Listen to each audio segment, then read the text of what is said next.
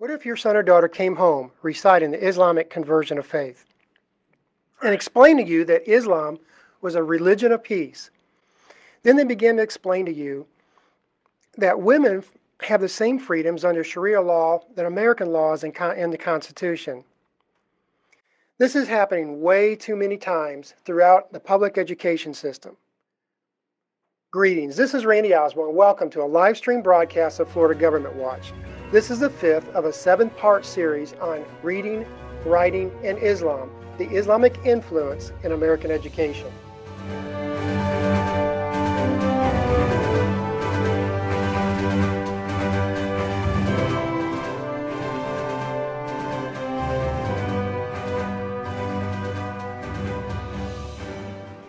Today we have a special guest on the phone with us, Bill Crack, who is an expert on K through 12 textbook content that are used in our public school system.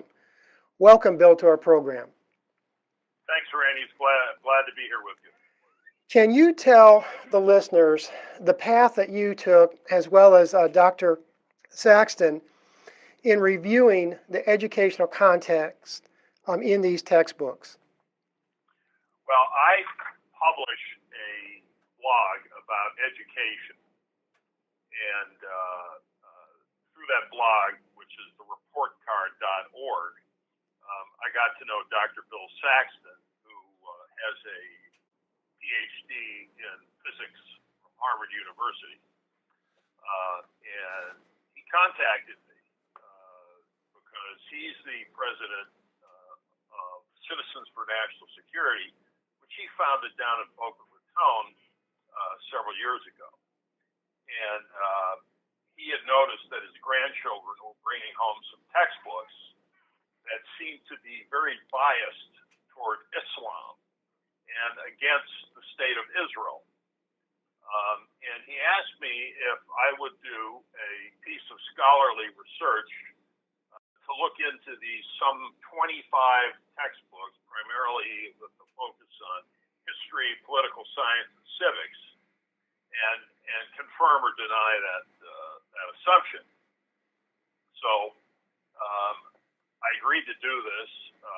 It was a 6 to 8 month endeavor, but I got my hands on all 25 of these textbooks, and they're nowadays these textbooks are running 1,000 to 1,200 pages. And one thing you find when you read these textbooks is, first of all, they tend to have an anti-American bias. So before you even get to Islam, there's a profound sense that there's something wrong with the values of this country. That the Western values have a long tradition of racism and sexism and xenophobia, which you notice. But my focus here was on Islamic influence, and so I read the textbooks with an eye to that, and there's no question that they come up with a very subtle anti-Israel, pro-Palestinian message, and also a somewhat anti-Christian message as well. But it's very subtle. You know, you would think that people who are in the habit of blowing themselves up and chopping heads off would not be subtle. But the indoctrination arm of the Muslim Brotherhood and the United States, you have the Council on American Islamic Relations, or CARE, which is directly connected to Hamas. And Hamas is a terrorist organization. Right. So when a textbook decides to do anything on Islam, they'll typically hire an expert, so-called expert. And very often these experts come from the ranks of the Muslim Brotherhood or CARE. And they're very good at infiltrating our textbooks and getting into public schools and lecturing kids about Islam. But typically I found some common themes. One of of the key themes is that the state of Israel is illegitimate, that it was stolen from the Palestinian people by people who were invaders, essentially. Wow. And the textbooks will constantly refer to the land that is Israel, refer to that as Palestine. And Palestine is a fairly new term, relative to the history of Israel, which goes back 4,000 years. Some would say 5,000 years. And Islam, of course, was founded in 600 AD, so it's relatively new. And the term Palestine was coined after Jesus was on earth by the Romans. Before that, it was not in use, and at that time, they didn't use it very much. But the textbooks are constantly referring to it as Palestine, and they're claiming that the Israelites started wars against the Palestinian people. Right. So if you look at the wars that were fought in 1948, when Harry Truman recognized the state of Israel, all of the Arab nations attacked, and they were defeated. And then in 67, they attacked again, and they were defeated. And Israel, as part of their protection, took back the West Bank, they took back Gaza, they took back the Golan Heights, and they took the Sinai. And they voluntarily gave back Gaza, and they voluntarily gave back the Sinai. But these textbooks constantly will refer to Israeli aggression. Right. And when Yasser Arafat declared intifada against Israel, which were violent terrorist attacks against Israel, the textbooks minimize this by saying these were just like student protests. So in the minds of the reader, you'll picture students carrying placards saying, "Israel, please leave Palestine." But actually, it was quite violent. Thousands of people were killed in the process. By the way, Randy, I'm sure you've heard comparisons by the left that the Israelis are fascists and they have Nazi-like tactics. I'm sure you've heard that. Right. But it's interesting. Yasser Arafat was nephew of Haj Amin Husseini, who was the Grand Mufti of Jerusalem in the 1930s through the 1948. And he was a very close ally of Hitler. He visited Hitler in Berlin, and Hitler supplied him with SS troops to fight the Jews in the Israel, what was to become the modern state of Israel. And after Israel was recognized by the United States in 1948, Husseini used these same SS troops. Now, of course, Hitler was defeated, but he hired them to run his army, and he was still defeated. So these are things that you will never read in the textbook, but they're historical facts. And my research is very carefully documented.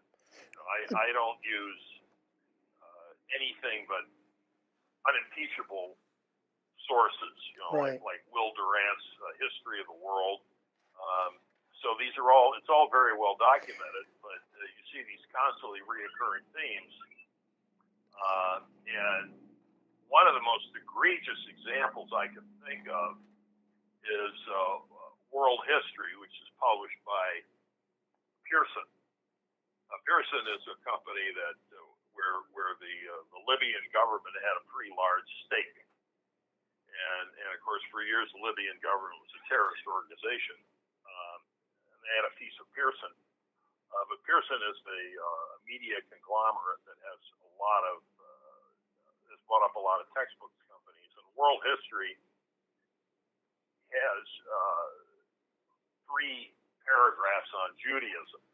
So they cover the Ten Commandments, Moses, the departure of the Jews from Egypt, and the founding of Israel in three paragraphs.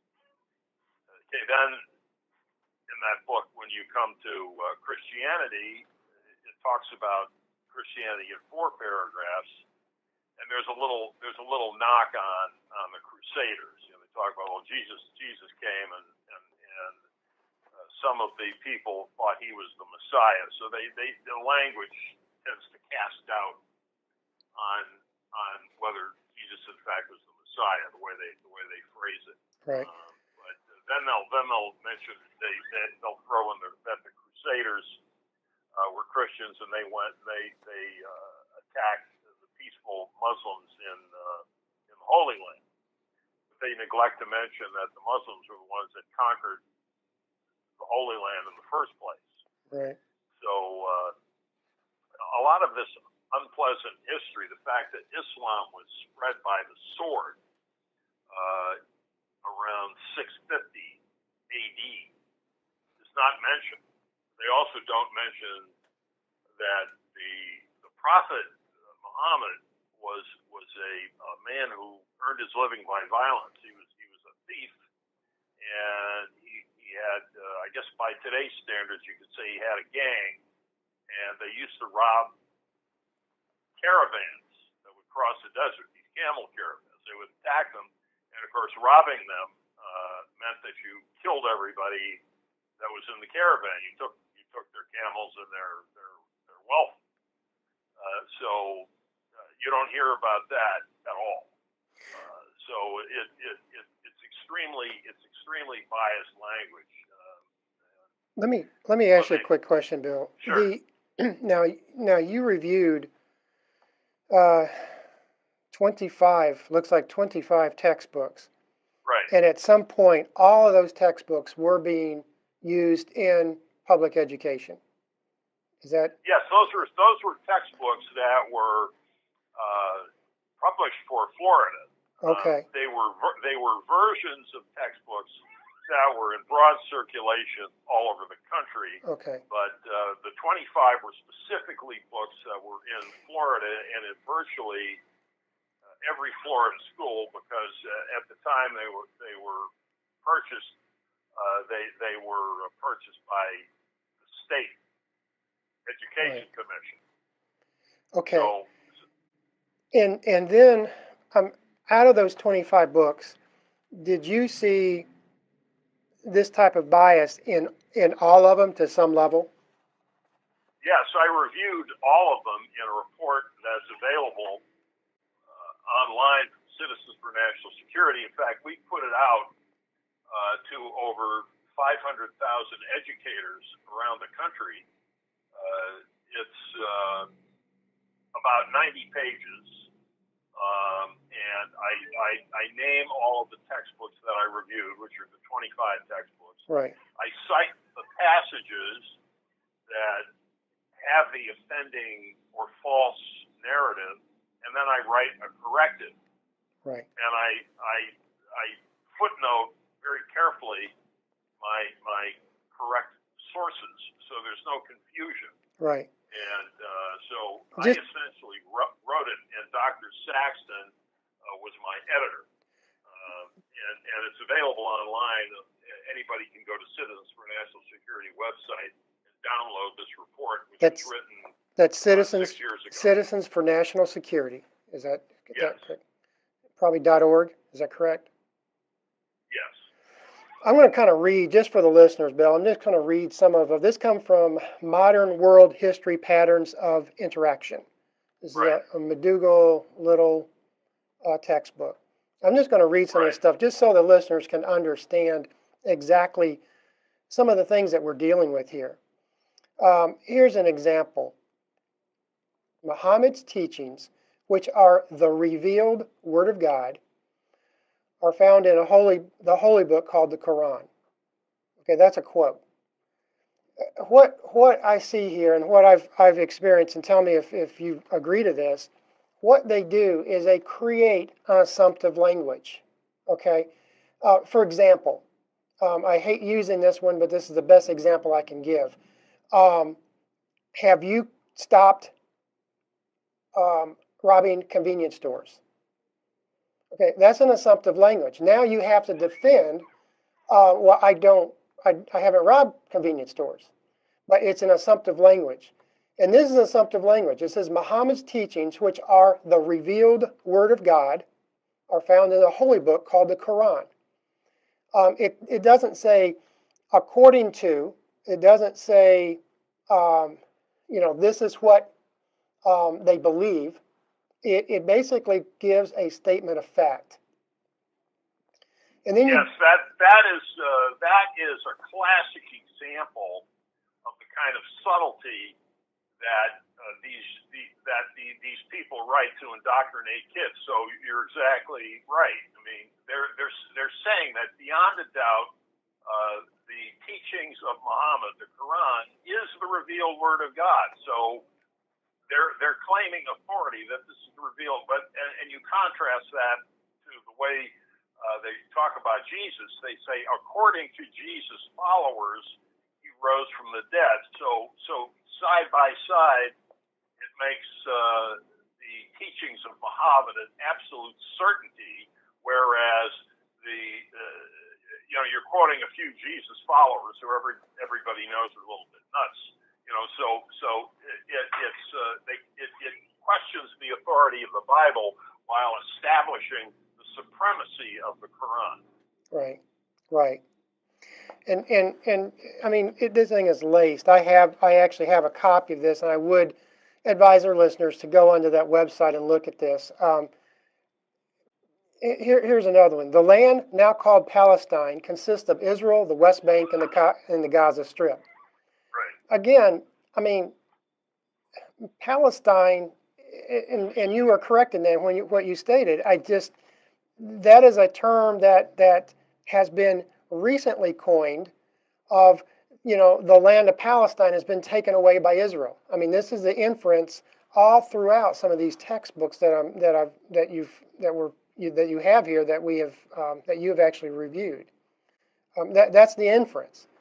That Well, just to show you how powerful and influential these propagandists are, the UN recently passed a resolution. I think it's been in the last week or so, that the Western Wall, which has been part of the ancient city of Jerusalem, the capital of Israel, since the year 2000, or 2000 BC, is now the property of the Palestinians.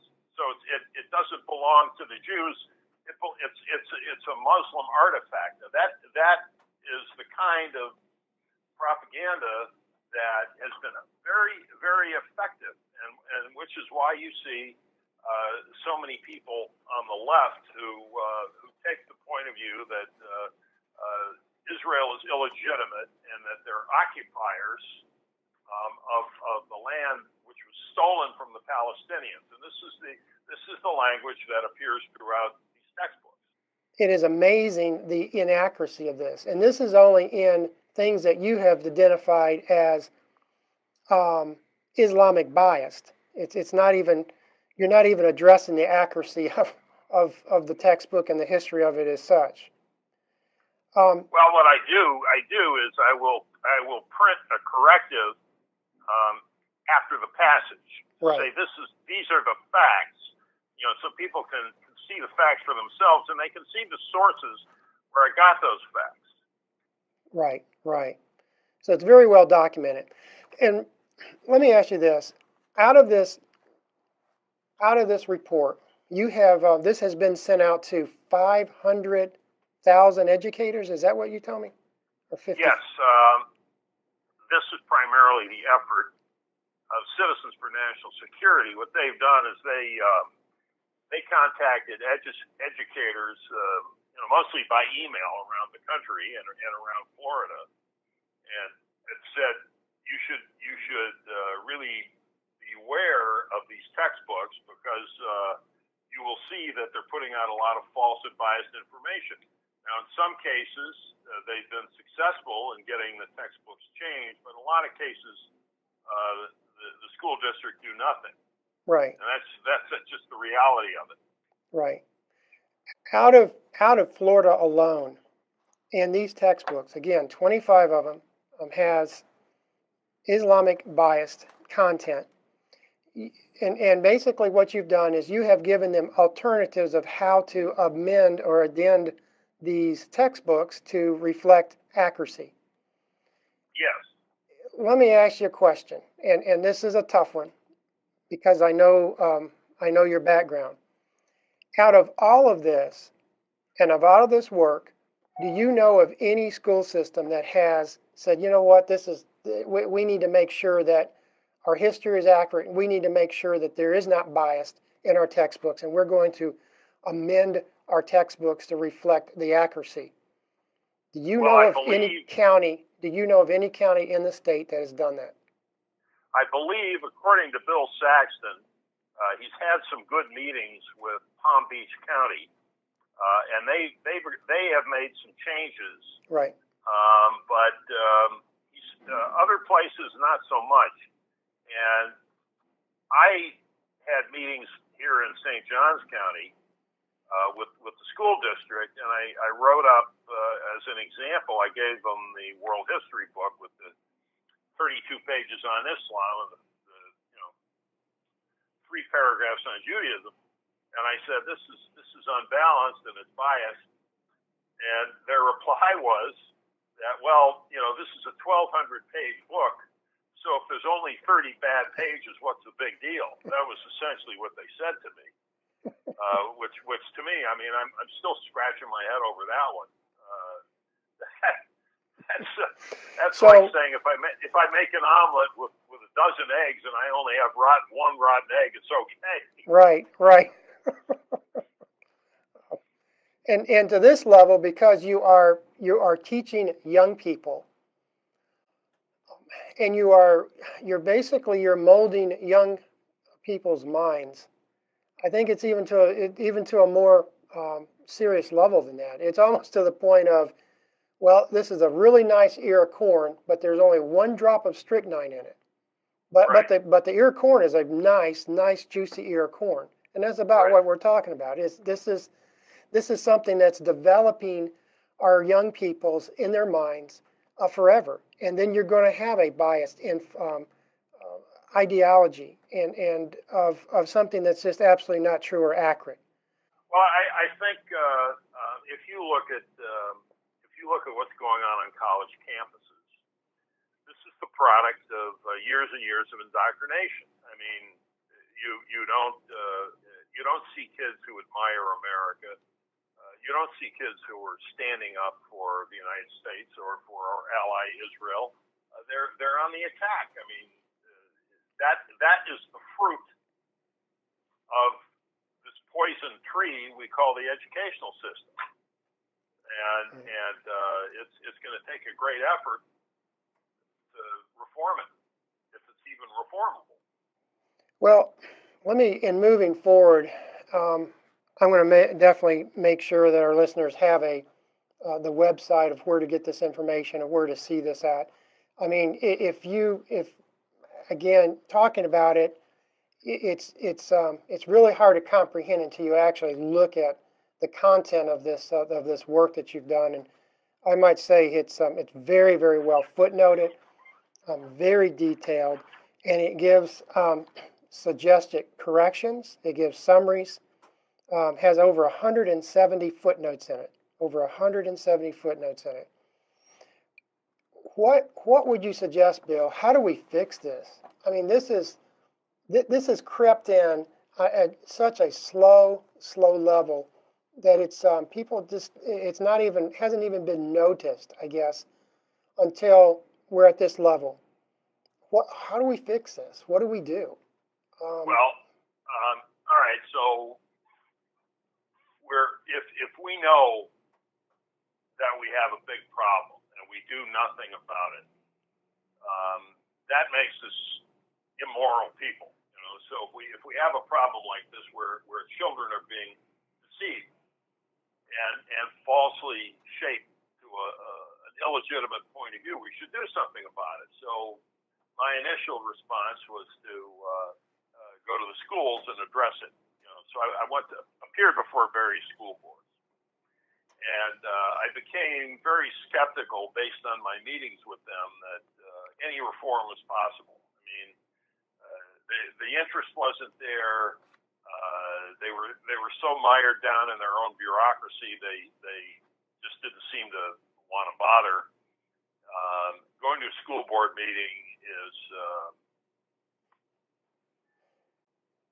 it's torture, and I mean it takes the steeliest of will to be able to sit through the thing for 3 hours and then wait for your 10 minutes of commentary that you get while you're addressing the board members, or most of them at that point are half asleep.